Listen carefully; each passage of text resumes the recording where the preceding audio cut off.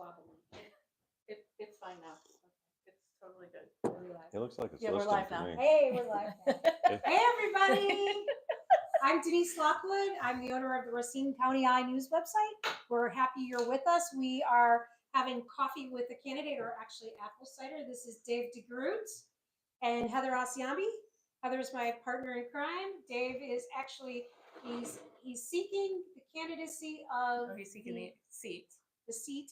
in Yeah, the you talk because the I'm new 66th Assembly.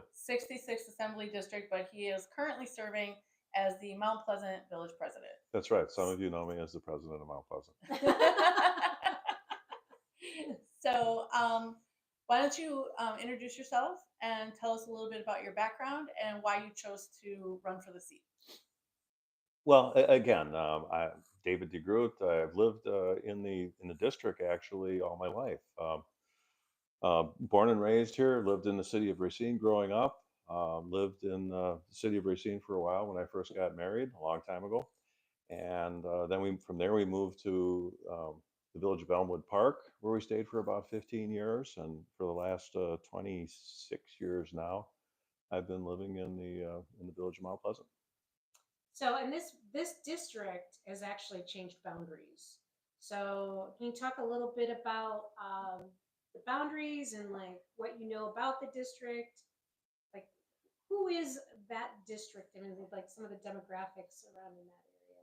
Well, yeah, actually, it was interesting as it was redistricted. It now comprises about half of where Robin Voss's old district was. But Robin Voss's district is now all west of the interstate. Mhm. So when I looked at the district as it's now constructed, it dawned on me that this kind of fits really nicely into my wheelhouse, because it includes mostly all of Mount Pleasant, where I've had some pretty good success. All of Sturdivant, where I've got a few friends there too, and the south side of Racine again, where I grew up. So it's generally speaking from the interstate going all the way east to the lake, Absolutely. and the Racine part of it is roughly, and it kind of weaves in and out, somewhere around Wright Avenue, 16th Street, Washington Avenue, Okay. to the south. Down to KR. Yes. So when you're knocking on doors, what is the top concern that you're hearing from the people you talk to? Well, the top concern, and I don't know if it's so much a state issue, but people are concerned about stretching their dollar and the economy in general, and wanting to have a little bit more money to get to the end of the month with. So from your from where you're standing, then looking at if you go to Madison, if you're elected, what at the state level can be done to help people with that concern about the economy? Well, in many ways, it's getting out of their way. It's cutting their taxes wherever possible. It's rolling back regulations, that seem to creep up and get more onerous as time goes on. It makes it harder for people to start a business and participate better in the economy. Um, I don't think that we need to needlessly throw money at problems that aren't there, but we do have to make it easier for people to make a living, and so that they can live, work, and play, and particularly in 66th district. So one of the things that has happened in is a really big deal is Foxconn, Microsoft pieces. That was a big shift in the demographic in the Mount Pleasant area. You oversaw a lot of that. Kind of walk me through a little bit about what you see as the challenges and the opportunities there from a state level perspective.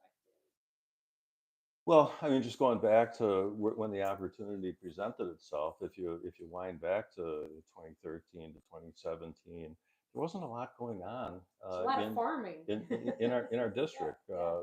There and we were known as a Rust Belt community, and folks over the years had seen companies leave. They'd seen they've seen jobs get eliminated. They've seen entire industries leave, Um, and there comes a point where uh, it starts affecting people's psyches, and they get this stinking thinking feeling that nothing is ever going to get better.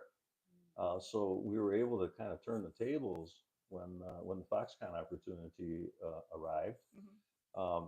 And what was so cool about it is that we got everybody's best efforts. And to go to your question, um, at the local level, we had to form partnerships, both with the city of Racine and Racine County.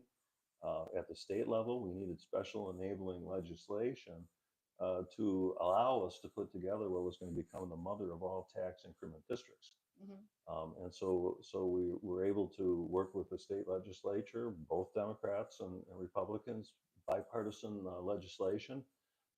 And of course, the governor signed it.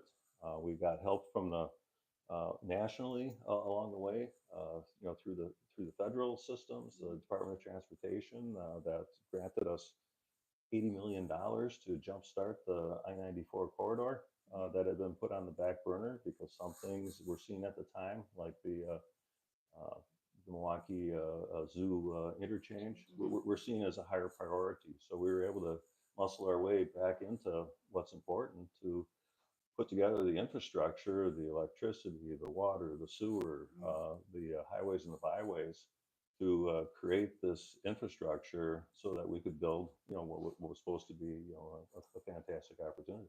Yeah, and one of the things that I would also want to help people understand is what is a TIF district, and we'll kind of go with the Reader's Digest version.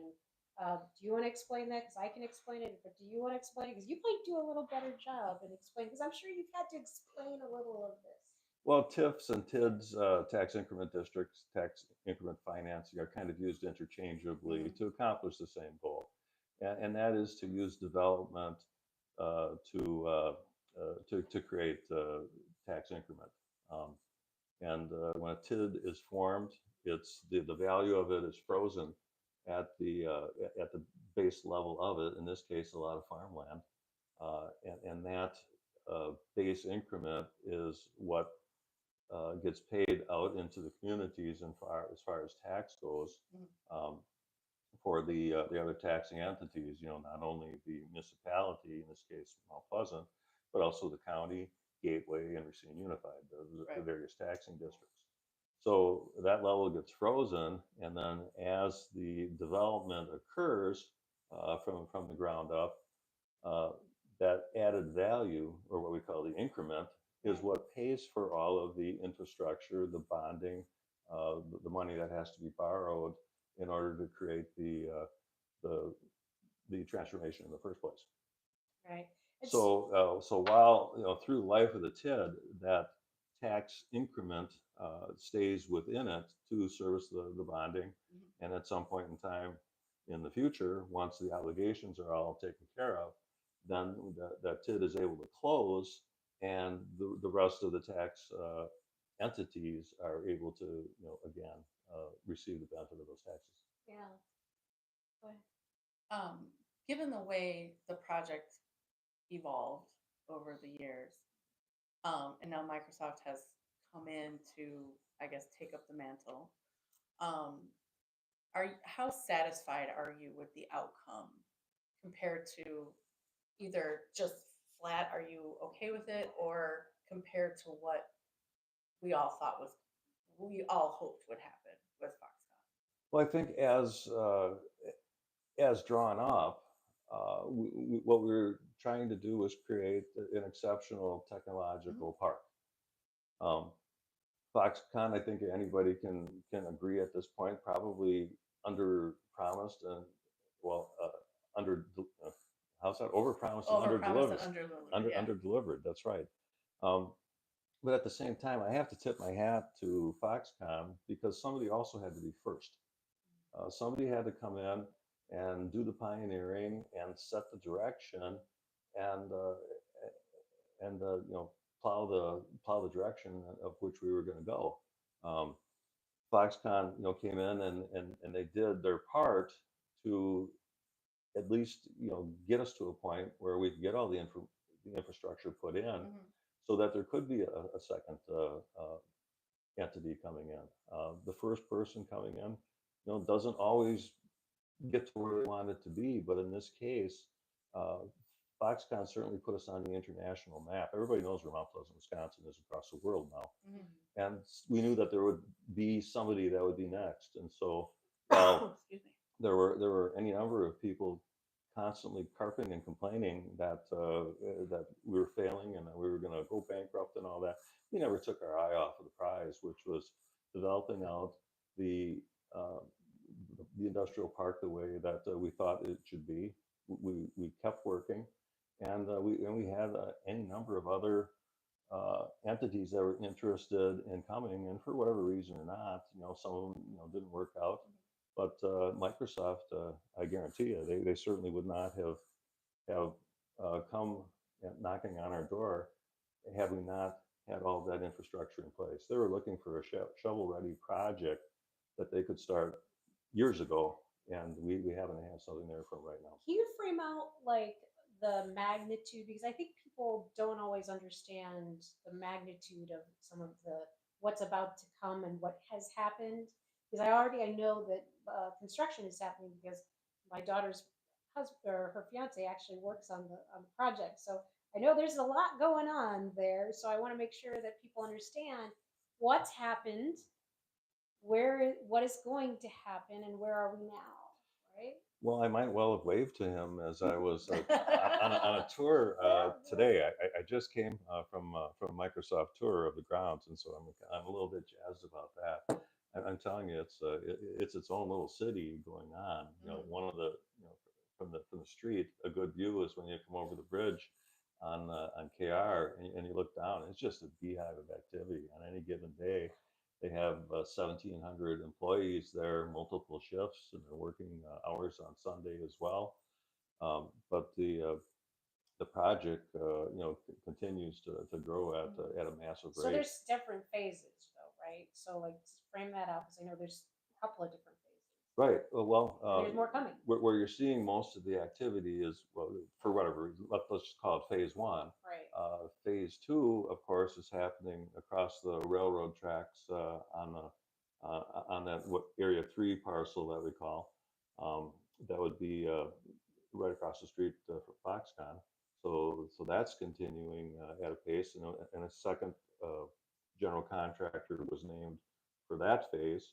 And at the same time now we're looking at the area two area where the pumpkin farm and the 800 acres between Brown Road and Highway 11 is. Sorry, And I had to do the mental map. Like I was like, okay, I got you. We're good. yes, we should have charts and graphs, but we don't because we're just having coffee with some friends. Yes, we are. So they're now looking for their third general contractor, and they're just about ready to name him for that.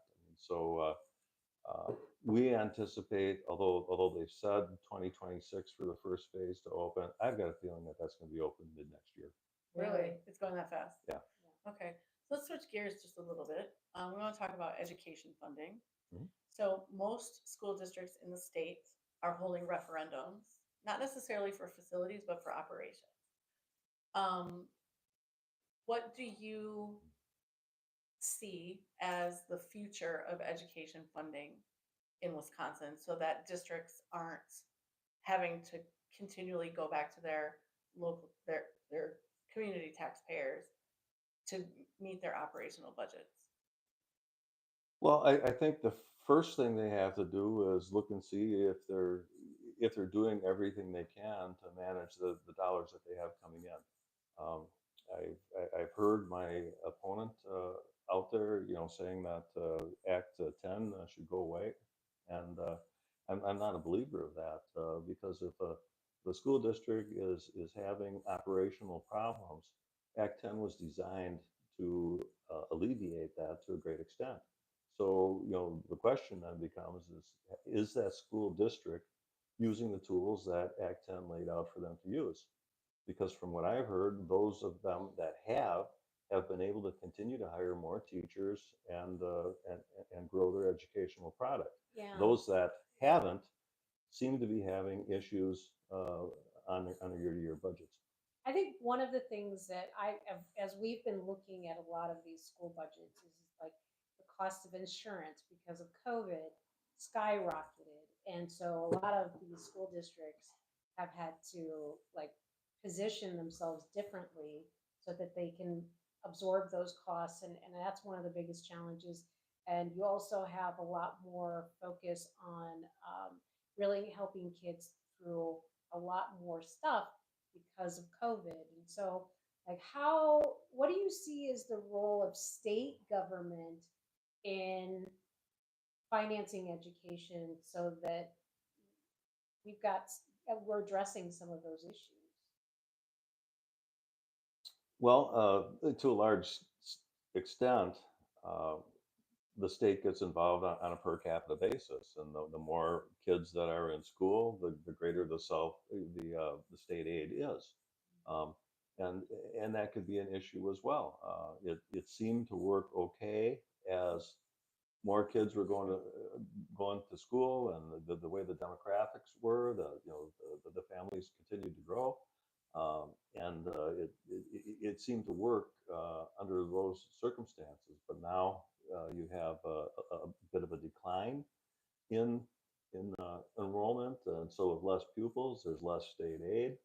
Should that formula be looked at? Maybe. Um, Mm. but on the other hand, again, going back to Act 10, some tools were put into place so that schools could manage their budgets a little bit better. And it wasn't just schools; it's all municipalities and cities as well. I mean, Yeah. we were facing this. We were facing the same thing in Mount Pleasant, um, and to the How extent much that does your guys' insurance cost? uh, it's we're all in the same insurance Right, pool, right. and so it impacts us. It impacts all of us.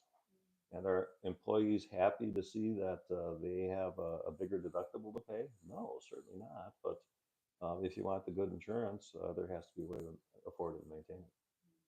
So in Racine County, we've had a lack of new houses built since like what, the 70s, Well, early 80s? it's kind of a caveat, right? So you've got a lot of development happening in Mount Pleasant, and some happening in Caledonia, but the affordable pieces, those houses are kind of left. We haven't built a lot of new houses that are affordable. That's the Yeah, caveat. they're not And right, because so, most families aren't going to be able to afford a $400,000. yeah, That's not a starter home, yeah. right? So, what do you see at the state level as being that could spur that type of development and or help families? Because we all know home ownership, right? Increases generational wealth for families. It decreases crime. It increases the what's the word? Jesus, the Not enough coffee moment.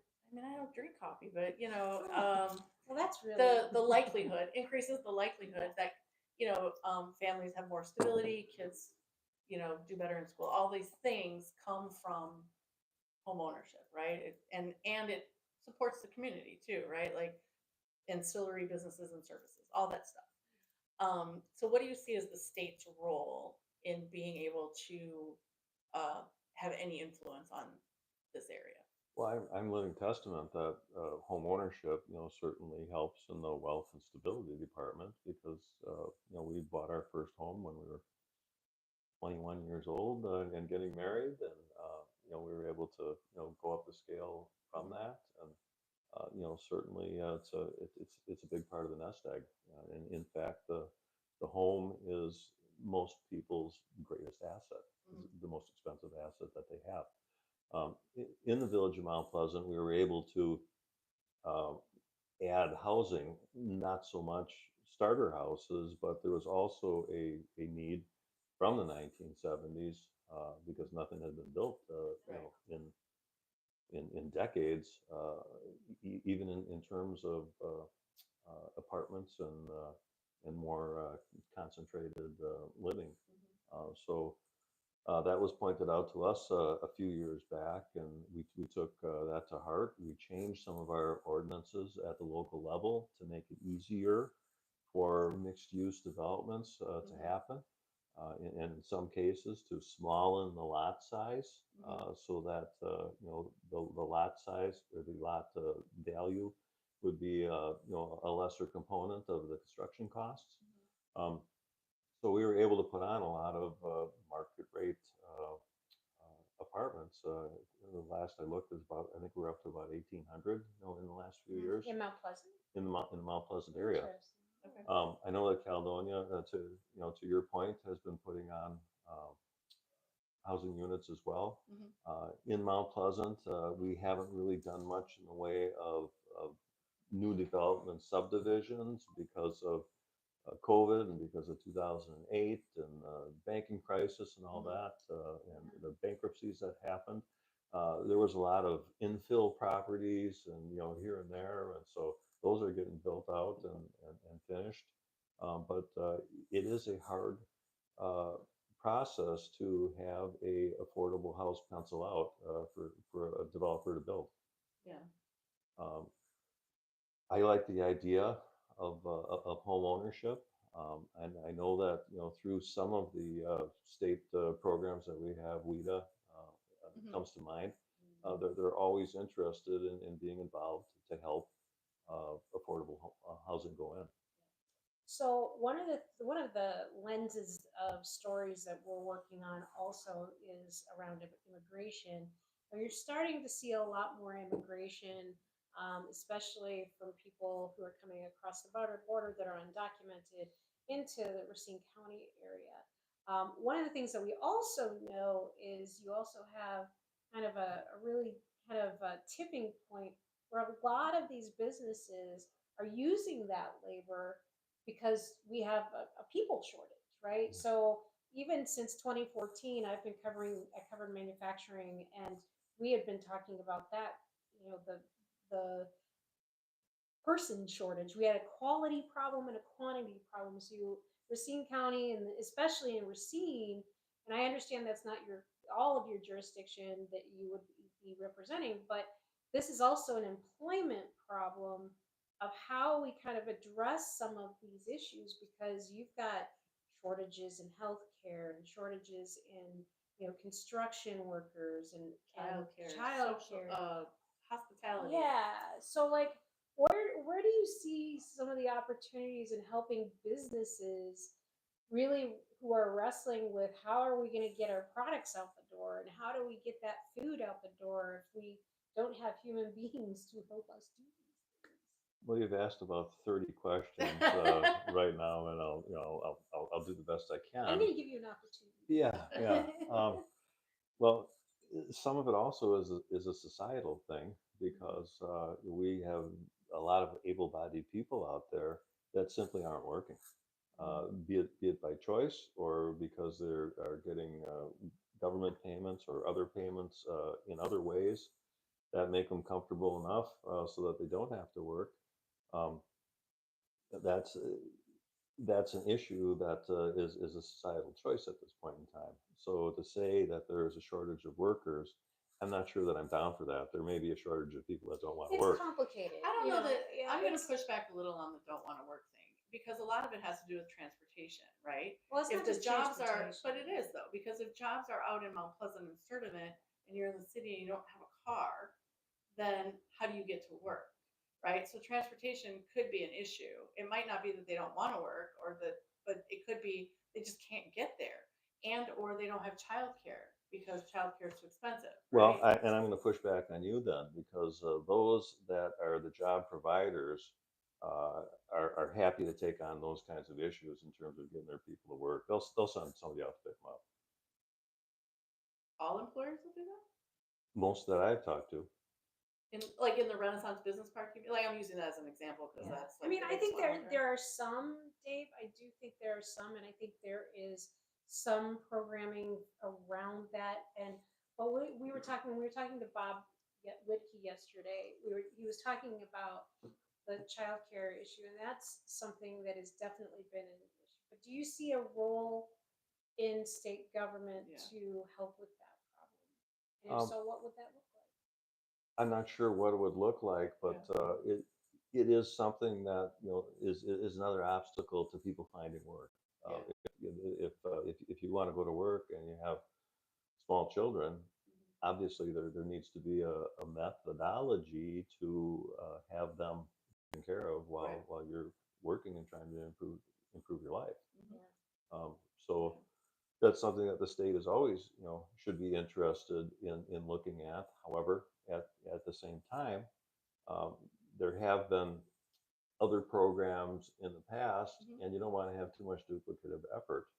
Well, right, and if you have duplication of effort, then you also have funds that are going into various places that aren't doing its best, highest good, as opposed if it's concentrated. So Exactly. yeah, I totally understand. Exactly. Yeah. We want to see the money, get to where it needs to go to, and not get sucked up into the administration of it.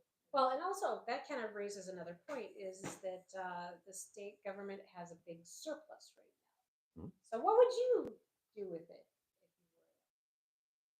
That's a lot of money. I think it's like $4 billion with a B. with a B, billion. Well, my understanding is that it's up to 4 billion, and it probably a good chunk of it should go to the people that paid it in the first place via their income taxes, property taxes, however other vectors there were to getting it there in the first place. Coming from where I come from, a tax cut, a tax refund is always a good thing because it puts money back into the pockets of people that can probably spend it a little wiser than the state. Okay, yeah. I forgot what. You'd think we'd have Really these all class memorized by act. now, but we do not. We do it? Do we go? Shrinkflation. Housing. We're actually doing We're pretty good. actually not terrible here. Exactly. So, And to their defense, it's just the three of us. We don't have gaffers and key grips. don't. we don't. Okay, so here's a question. How does the community's input, or how do you foresee the community's input in informing your decision making should you get elected? I think that's one of the questions that you had on the candidate profile questionnaire. Yeah. But gosh, I mean, I've lived in the community all my life, and so between family and friends and work acquaintances, um, clubs, um, the nonprofit world, the business community, the RAMEX, the RCEDCs, that gives me a good read on where the community is at in terms of average citizens. I'm always willing to have a chat. I think the way Wiki and Voss and Greta have been doing it is they'll have an occasional um, uh, coffee or a forum where people can Yeah. come and show up and have a conversation. But you've also, Mount Pleasant has also had some pretty big issues and mountains to climb with Racine, the city of Racine and the mayor. And you've been really critical of how he's handled the water agreement. Um, how would you, or let me kind of back up here for a second. As far as like, what role do you see the state, if any, having in those kinds of disagreements? Well, again, the issue with the city has been about money. The city wants more money. They see the success that we're having in Mount Pleasant, and they feel that they are somehow entitled to grab onto the money that we've got coming in. I'm glad one of your first questions was, how does the TID work? Because A lot of you people know, don't know. people don't know, but we have obligations that we have to pay before we can spread money or back into the city. Um, and frankly, there are people before the city that have real skin in the game, and that would be the other taxing entities. Gateway is waiting for their chunk. The county is waiting for its chunk, and Racine Unified, as you were mentioning earlier, Yeah. is looking for money as well. So those entities have to be taken care of. But I get it that the city is having budgetary issues, which brings me back to what I was saying a little bit earlier about Act 10. To what extent has the city of Racine taken to the tools of Act 10 to help them in their operations, in their budgetary concerns. I'm not so sure that they've taken full advantage, and that may play into why they're having the issues that they're having. So just to switch gears back to like the community part of it. Mhm. So if your community, your constituents really support something, I pick something, I don't care what it is, but it's something that you might not You're really asking the support, question. right? Orange bananas. we love Orange bananas, right? Okay, so they're like, Dave, we really love orange bananas, but you're like, that's not a thing, right? Like orange bananas aren't good. How do you reconcile what your constituents are saying what they want with something you may not support? Well, do orange bananas have a cost to them? Okay, that's You know, good. if they have a cost to them, is it and again, there's no free lunch. Right. You can't get orange bananas in a free lunch because somebody is going to pay for the orange bananas. So the question really becomes, what is the best way to spread limited resources? Unlike the federal government, the state of Wisconsin can't create money out of thin air. There is no money tree. It's not, money doesn't fall out of the sky like manna from heaven. Um, the state has to either tax it, something has to be given to it, somehow through a grant, or um, uh, or they have to borrow. Orange bananas. If you can make the argument that there is a pressing need for them, Mhm. and that the money spent on them is going to do some good. Yeah, I'm always willing to listen. Okay. So we have two more questions. But I don't think you're dumb or anything for wanting orange bananas. So we have two more There's questions. a coalition of orange Or- banana yeah. people. So second to last question is Get a Facebook page. for orange bananas. We'll get that going right away That's right. for you. That's right. How confident are you that we will have a free and fair election on November 5th? Well, from if I could put my village hat back on, I know that we're doing everything that we can to have a free and fair election. I believe early voting now starts tomorrow morning. Today. And so after this interview, I need to go early vote. I know I have to do the same I thing. encourage others to do so as well, because it's. I think it's a way to take pressure off of the actual voting day. Mhm. Anything can happen in the election. I mean, you can have a snowstorm, you can have a power outage. First of all, do not say that four-letter word. Don't. Too early. Yeah, a little bit. But I feel confident that from the state on a statewide basis that we're doing what we can to ensure a fair election. Okay. Apart from some weird thing like the four-letter word that I just used, I think that in Wisconsin we're going to be just fine. So one of the other questions that we wanted to really kind of dig into is if you're elected, what is it that you, at the end of that term, would like to have accomplished? What would success look like? Well, at the beginning of the term, my job is to go and listen and learn. I'm not going in there with a big agenda, thinking that as a freshman assembly person that anybody's going to pay attention to me. I mean, my job is to listen and learn and figure out, how the whole thing works. But I'm a pretty quick study. I think I can walk and chew gum at the same time. And so, from that standpoint, getting back to the city of Racine, at the end of the day, you have to bring it back to how you're serving your constituents. And the city of Racine thing does concern me because, between the dysfunction that has been going on at City Hall and the infighting and lack of progress and the items that were held off agendas, goofy power plays that were going on, that hopefully that's all settled out now. at the end of the day, I'm hoping to be a voice for the half of Racine that my district is going to be.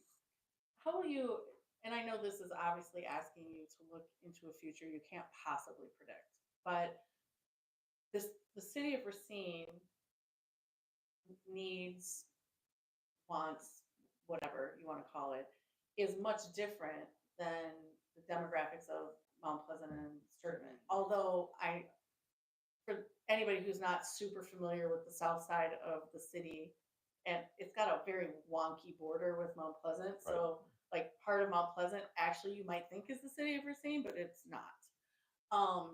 But it's a big diverse, it's super diverse district now. Like how do you balance the voices, or how do you see yourself balancing the voices?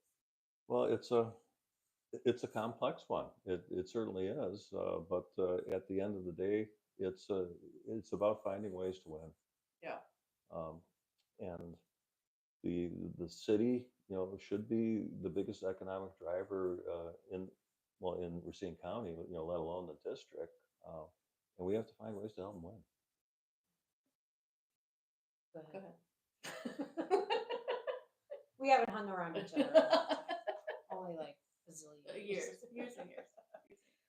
Well, when you complete each other's Yeah, sentences, yeah. that's kind of a clue. We've been hanging out with each other for a while.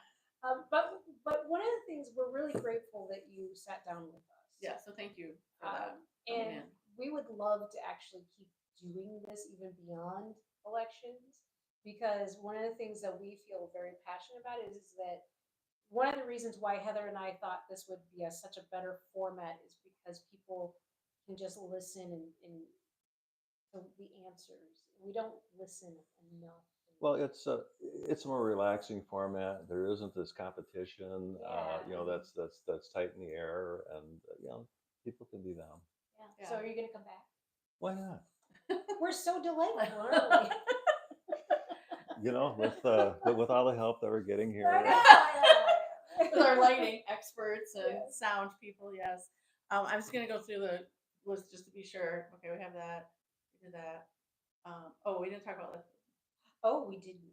Okay. Yeah. So I lied about how many more questions we had. Yeah, one thing that the city grapples with quite a bit is lead poisoning, because we have the aging houses. So houses obviously built before 1980, I believe, have oftentimes lead paint, lead pipes. And this has been a big issue for one of the reasons why people in Racine are not doing well, because it's one of the leading causes of learning disabilities and crime. And so one of the things that has been happening in the city is replacing those pipes and really addressing lead paint as well. And I know that the state has allocated much more money to really address this issue. Do you see, is that something that you would want to see continue?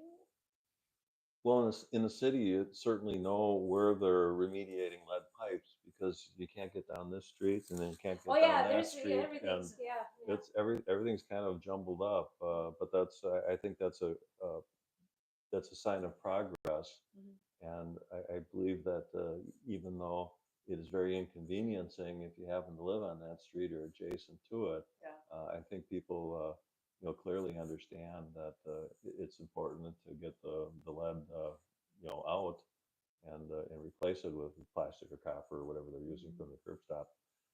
So I believe that there is a role in the state for that, and I know that there's been some granting going on, and some of it is even through the EPA at the federal level.